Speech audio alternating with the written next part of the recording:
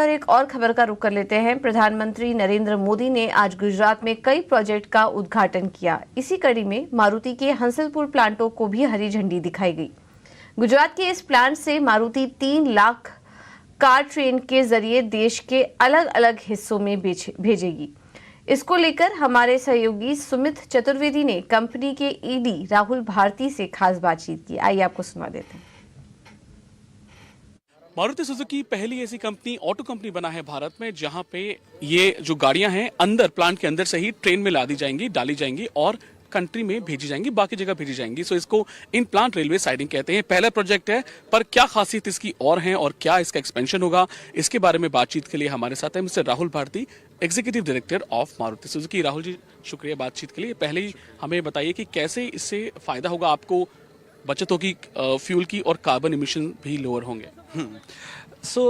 अगर हम जो हमारा ट्रांसपोर्टेशन है कार्स टू डीलरशिप्स, पूरे देश में जो डीलरशिप्स हैं या एक्सपोर्ट के लिए हम जो शिप में गाड़ियां भेजते हैं, अगर ये इनलैंड ट्रांसपोर्टेशन हम रोड की बजाय ट्रेन में शिफ्ट करते हैं तो इसके बहुत फ़ायदे हैं।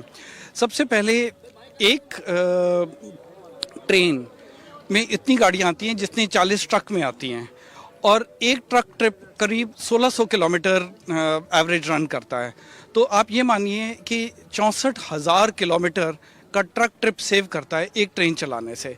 तो इतना मल्टीप्लायर इफ़ेक्ट है।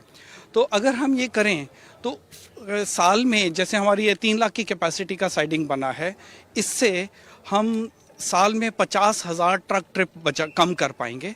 उन 50,000 ट्रक ट्रिप्स में करीब 3.5 करोड़ लीटर डीजल जो यूज़ होता है वो कम हो जाएगा और हमारे देश में ऑयल इंपोर्ट का बर्डन जो इकोनॉमी पर है वो कम होगा।